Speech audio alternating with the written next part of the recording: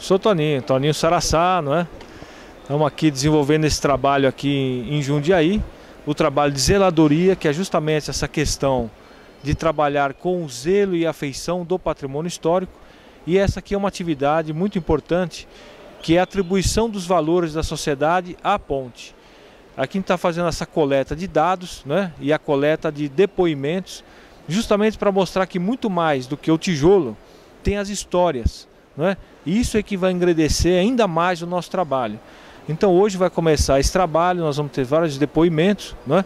E o mais importante aqui é a vida e as paixões e amores relacionadas à ponte. E com isso nós vamos rechear, não é, todo esse trabalho e trabalhar com essa valorização também da sociedade com a ponte. Meu nome é Flávia Sutelo, sou gestora de projetos do Estúdio Saraçá. Participei desde a cogitação do projeto de consolidação, preservação e zeladoria da Ponte Torta de Jundiaí. E a ideia primeira, quando a gente se propôs entender o que seria o projeto, a gente percorreu em torno da ponte e percebeu que, muito mais do que fazer a consolidação, a preservação do material, nós precisaríamos entender o que é aquela ponte hoje, a partir de um entendimento histórico do que ela significou no passado, para se propor uma perspectiva de preservação futura e a sustentabilidade da ponte. A partir dessa questão da atribuição de valores, de entender, de chegar às pessoas e tentar entender o que a ponte significa, a representação dela e a significação para as pessoas, é que foi o grande cerne do projeto. O ícone da proposta cultural foi o tijolo, porque a ideia era trazer as pessoas como se representassem tijolos, a Ponte Torta, e como se cada uma das pessoas, na participação do projeto, viessem a somar e sim constituir a edificação da ponte, né? Cada pessoa como um tijolo.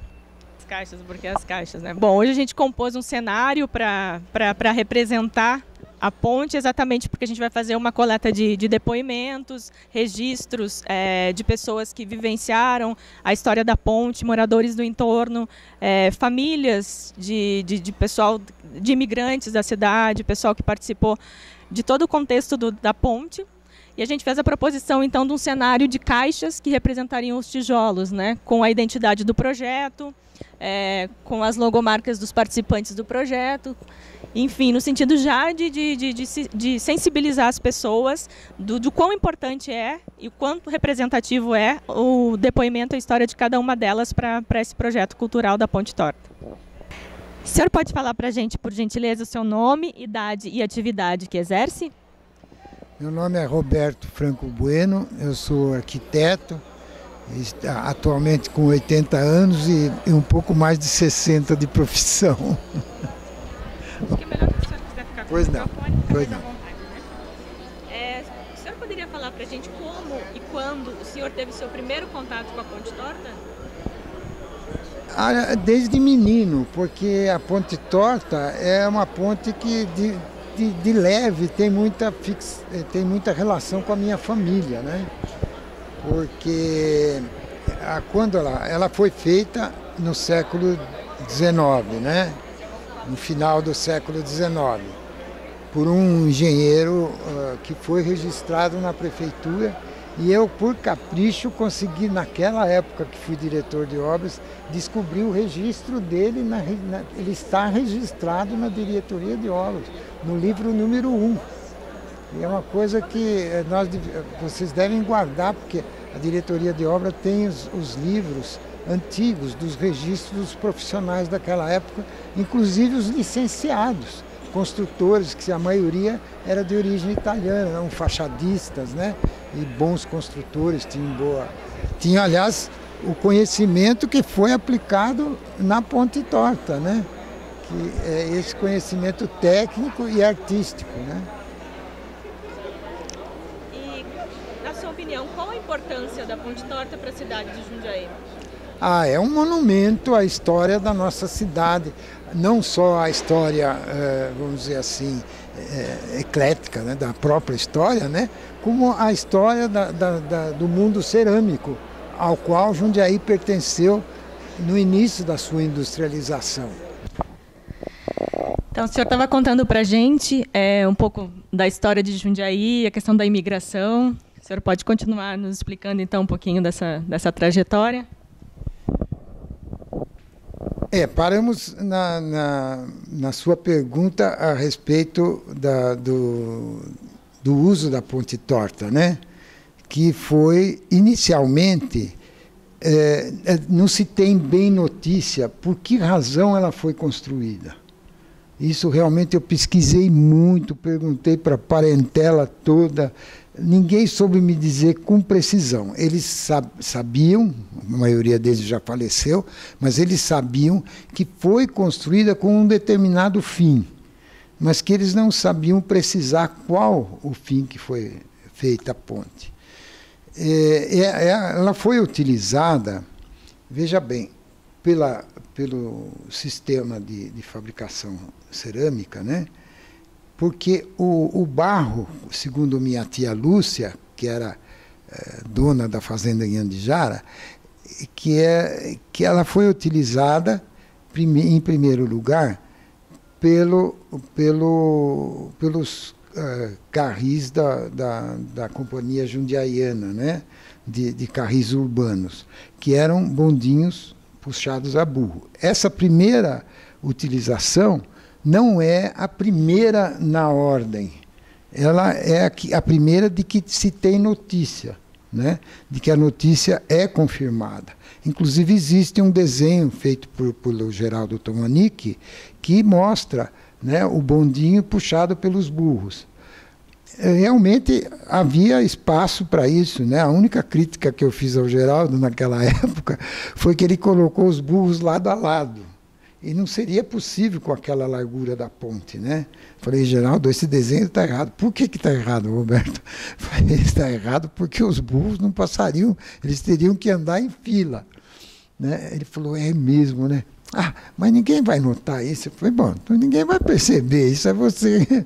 Eu falei, realmente, porque a gente sabe que é estreita a ponte, né?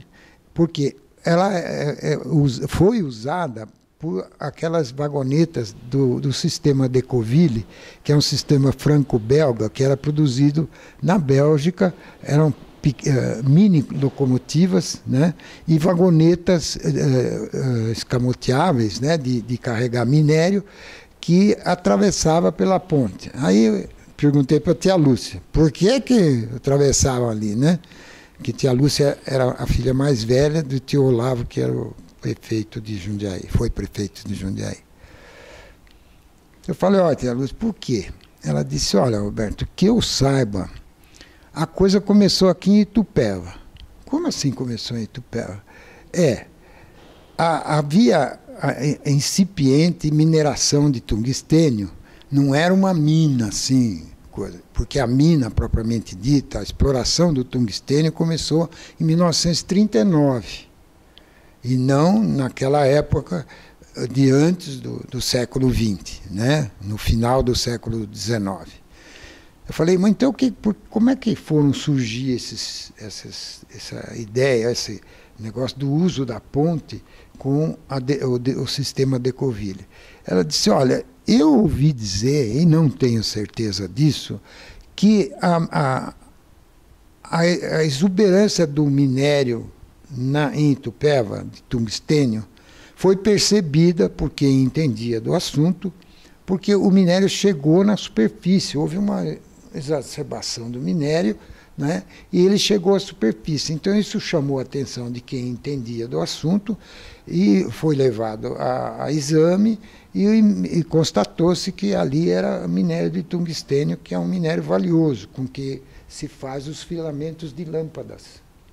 O tungstênio serve para a fabricação de lâmpadas, o filamento da lâmpada e de outras resistências que servem para o fim de aquecimento, etc. Então, é uma suposição, não é uma certeza, de que, porque dizer que aquela ponte foi feita para passar bonde é um tanto duvidoso, né?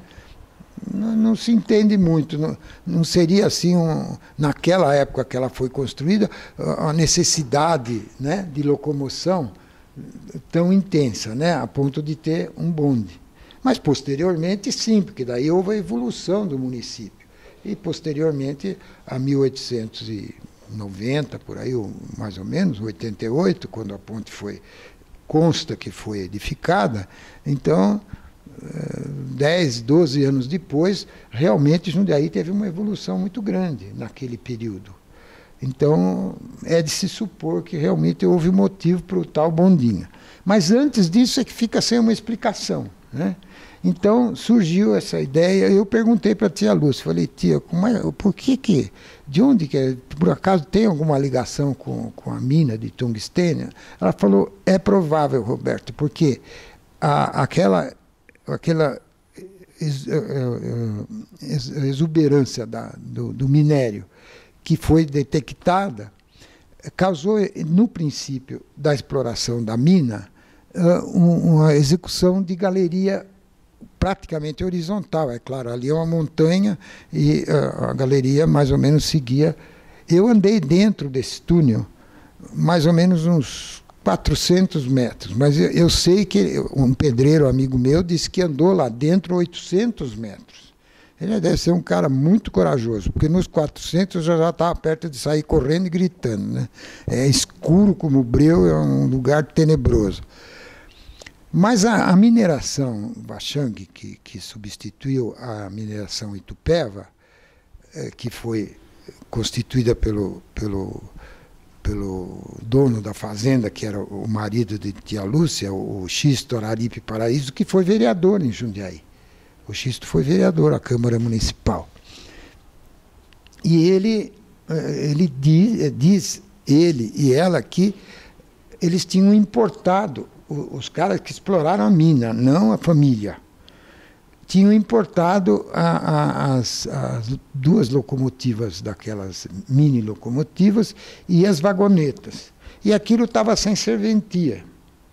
Então, consta que lembraram a pessoal da cerâmica jundiaiense e das cerâmicas que existiam naquela época, Samarone e outras, do outro lado do Rio Jundiaí, né, porque eram do lado de lá, né, lembraram que poderiam utilizar a locomotiva, né, e as vagonetas para ir buscar a argila do Talveg do Guapeva, porque a argila do Rio Jundiaí era muito contaminada e com muito óxido de ferro, que pintalgava a louça, entende?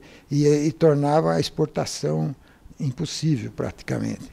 Então, eles começaram a usar o barro do Guapeva, que a argila do Guapeva, que era mais pura e de melhor qualidade, e a areia, onde está, até hoje tem um areieiro na saia da serra, ali no cruzamento da rua Pirapora com a Via Anguera. Ali tem, chamava Gugu, né?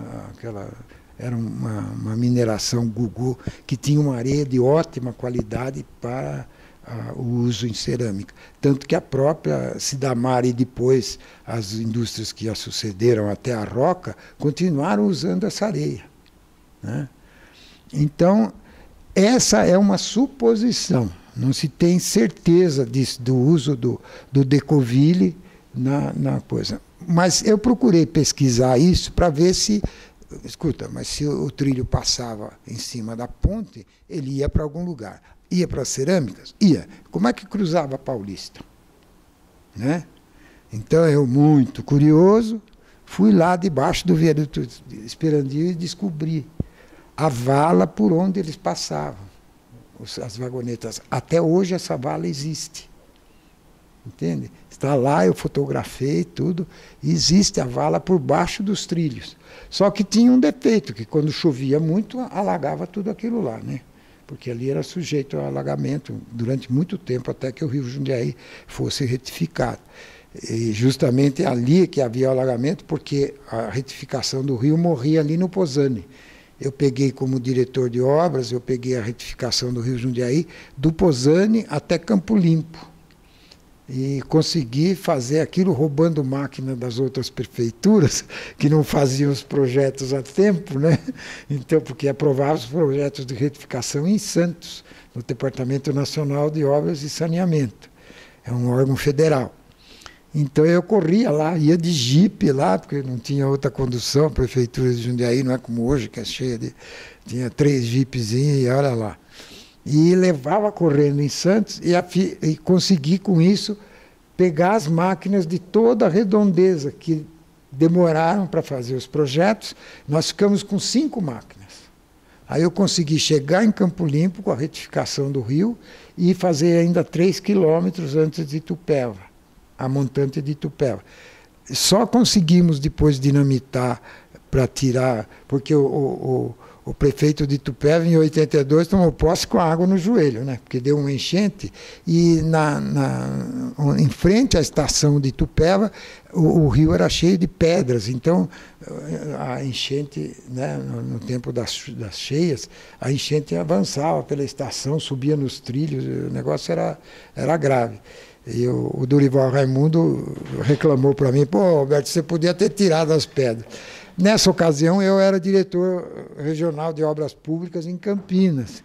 Então, aí eu consegui, junto ao Departamento de Obras e Saneamento, o DOS, que viesse um pessoal especializado para dinamitar aquelas pedras, né, as rochas que tinha bem em frente à estação. Ali. Depois, dali para adiante, já tem a cachoeira do Rio Jundiaí, né? Tem uma cachoeira que vai lá para o lado de Monte Serrate. Então...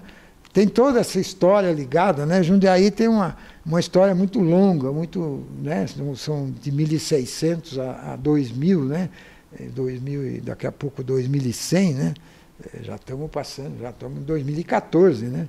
Então é uma história, além de muito bonita, cheia de percalços e dificuldades, né? Próprias daqueles tempos, mas que nos traz sempre né? O amor na nossa terrinha, né? E eu sou nascido fora daqui, acredite.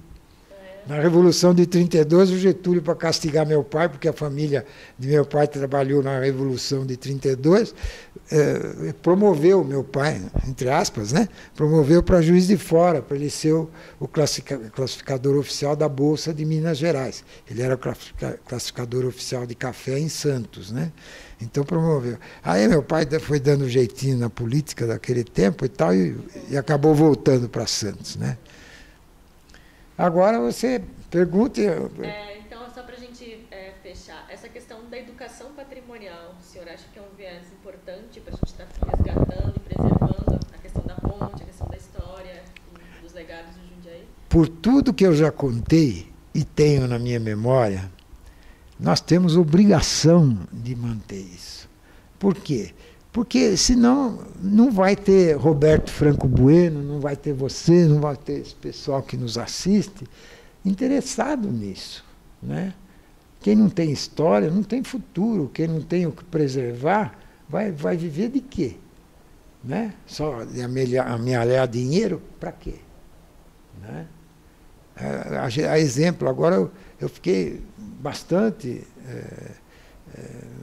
orgulhoso de receber um convite do governo do estado para fazer um tour de 5 dias. Nós vamos com ônibus, tudo do estado, almoço, tudo, para visitar casas e palácios. Por quê? Porque são essas obras que trazem a todos nós a lembrança do que já fomos, né? Do Rafael de Oliveira, que esteve aqui, da Petronila Antunes, né? E não vieram fugidos porque um matou alguém lá, não. E vieram fugidos por causa do bandeirismo, né? Fazer bandeirismo era proibido. Por quê? Porque eles atacavam, os índios se rebelavam, atacavam, né? Com justa razão, afinal aqui era o território deles, né? Então, preservar não é preservar apenas a história falada, não é preservar um monumento, não é preservar apenas uma casa antiga, um solar. Preservar é manter a memória sempre brilhante e acesa, né?